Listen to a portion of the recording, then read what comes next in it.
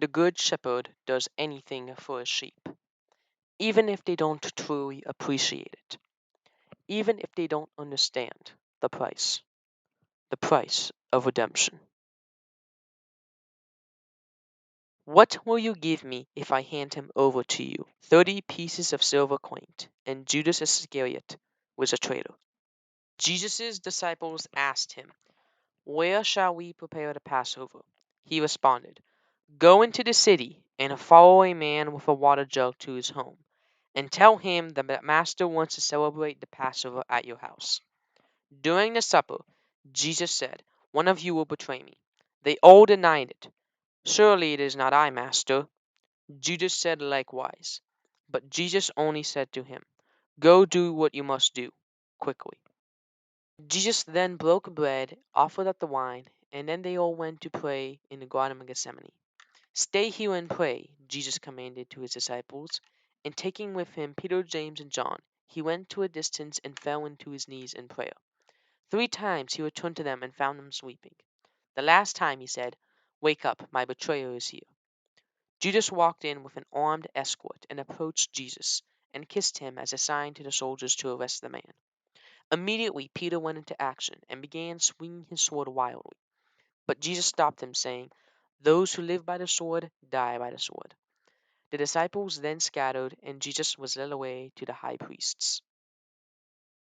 The soldiers brought him before the Sanhedrin, the Jewish council, and many false witnesses were brought forward, testifying against Jesus and previous witnesses. Then the high priest Cappahias asked Jesus, "Are you the Son of God?" He responded, "Yes." Cappahias cried out, "Blasphemy," and asked the council what they should do. They, of course, sentenced him to death. They bound him and spit on him and carried him off to the Roman governor to be crucified. Pontius Pilate questioned Jesus and found nothing wrong with him. It was custom to release one prisoner during the Passover, so Pontius Pilate asked the crowd that had assembled, "Who do you want me to release, Jesus or Barabbas, who was a murderer and revolutionary?" They cried, "Barabbas." "What shall I do with Jesus?" "Crucify him." "Why? What evil has he done?" But only, "Crucify him." Pontius Pilate had a basin of water brought out, and washed his hands, saying, "I am innocent of this man's blood. See to it yourselves." They said, "Let his blood be upon us and upon our children." So Pontius Pilate handed Jesus over to be scourged, crowned, and then crucified. Picking up his cross, he began his journey to Golgotha, or Mount of the Skull.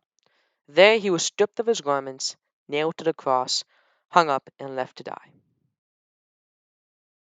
The chief priests and the crowd taunted him, saying, "If you are the Son of God, come down from the cross so we may believe." After 3 hours, Jesus suddenly cried out, my God, why have you forsaken me?" The soldiers there offered him wine, saying, "Let us see if Elijah comes to rescue him." Jesus then gave a loud cry and died.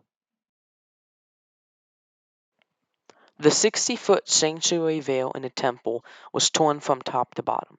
And when the Roman centurion saw how Jesus died, he fell to his knees and cried out, "Truly this man was a Son of God." Joseph of Arimathea, a member of the Sanhedrin but secretly a follower of Jesus, received permission from Pontius Pilate to remove the body of Jesus from the cross. Jesus' disciples wrapped him in a white cloth and carried Jesus' body from being stolen. They laid Jesus in a tomb and went away weeping.